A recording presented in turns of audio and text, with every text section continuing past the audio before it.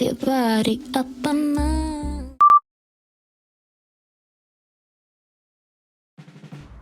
April is Sexual Assault Awareness Month, and this campaign aims to bring awareness to the causes and risk factors of sexual assault, and it empowers individuals to take action steps to prevent sexual assault in their communities. That's what our toolkit is designed to do this month.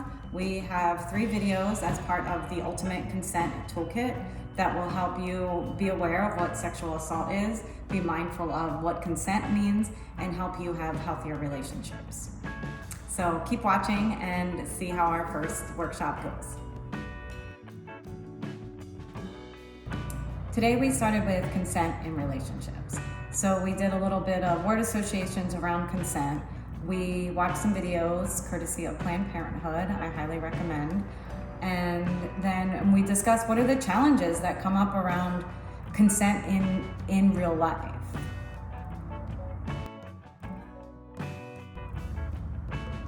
So consent seems pretty practical and obvious and a respectful thing to be doing. But I think the challenge is that we're not teaching young people no means no along the way. We go back to a 4-year-old. 4-year-old's in the store with their parents and they want a toy or a certain cereal or certain food, and they're begging, Mom, please, can I get this? Can I get this? Dad, whatever their parent figure is, and begging to get this. And the parent might say no a couple times and then finally give in because, I just want them to be quiet. So what message is that sending to that 4-year-old? Then this 4-year-old gets to, middle school, and it was, in my day, we would be going to the movies, or there was a mini golf course we used to like to go to. But it was come on, please go with me. Ask your mom, come on, it'll be fine. From basics to sneaking out, come on, just do it. And again, we're pressuring and pressuring. We're not respecting no means no. And then we get to high school and we're wondering why sexual assault is more rampant and more in, college campuses as well. But it's we're enabling this pressuring all the way through, where if we were teaching no means no from the very beginning, it wouldn't be able to escalate to that point. So my favorite question to start workshops on consent is to ask, why is consent associated with sex?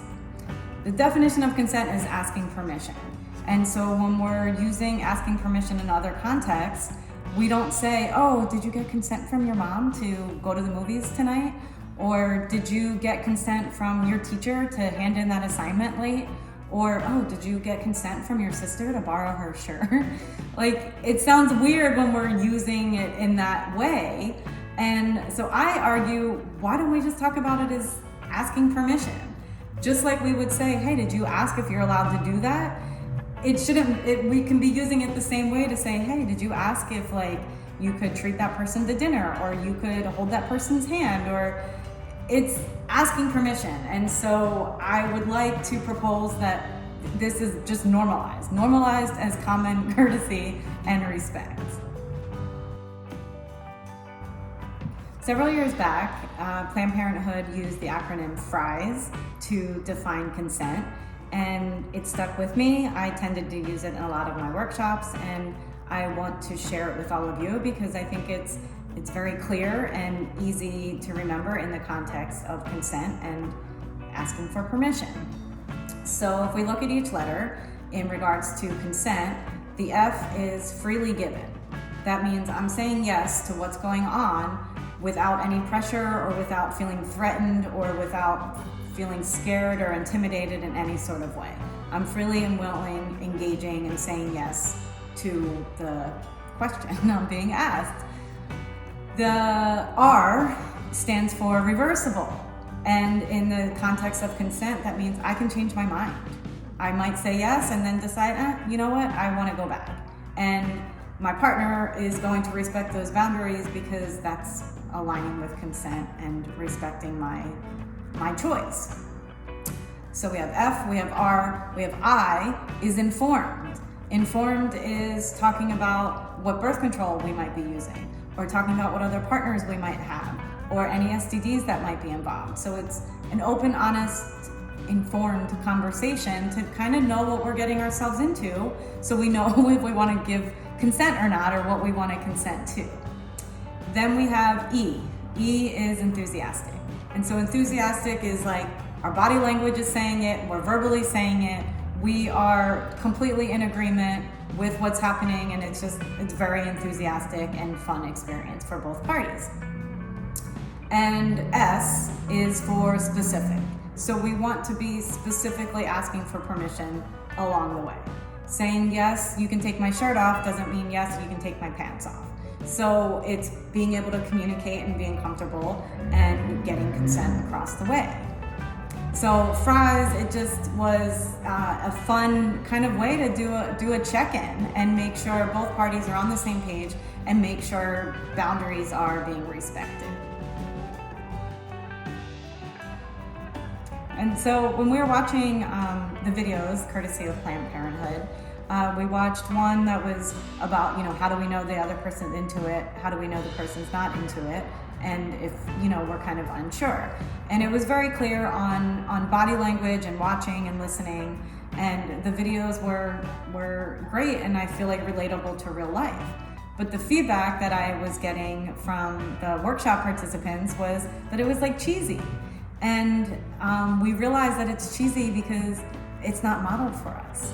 We don't have these conversations. It's in the movies, we made eye contact and I read your mind, and from the bar to the bedroom, we've been on the same page. So it seems awkward and comfortable when you hear like, can I take your shirt off? Or, when you're talking to your partner in a more intimate way, because that's not modeled for us anyway. The aha moment for me in this discussion I was having with the participants was the idea that there's no foundation being built. And so that's kind of why it's uncomfortable. These conversations could be had if you're in a partnership. One of the participants had been with a partner for 5 years. So having these conversations aren't challenging and aren't difficult. But I think it's a lot of times it becomes more difficult when we don't have all the ingredients of our love potion. That went back a couple of videos and we talked about trusting and being our authentic selves. If I'm afraid to speak up, how healthy is this relationship? And so if there's not a foundation of dating and getting to know each other and comfort levels and being able to communicate and have the right expectations, of course it's going to be hard and awkward to kind of say these things because it's very intimate, and so we encourage you when you're in your relationships to pay attention what foundation has been built. And if you're not ready to be asking for consent, then maybe you're not ready to be having sex or doing those things anyway. Consent comes back to self-worth. How do I feel about myself? Am I worthy of saying no? Am I worthy of this love and attention? So it's really, how do I feel about myself? And how I feel about myself will help with the confidence of where the conversation goes and my willingness to participate or not. If I'm having less than feelings, I'm gonna make really bad choices. And so I wanna always do that self-worth check-in and wondering if I'm not comfortable doing this, why am I putting somebody else's feelings above my own uncomfortableness? So we really want to check in and make sure we're respecting ourselves and our own values and our own gut before we're willingly consenting to do things that we might not be comfortable doing.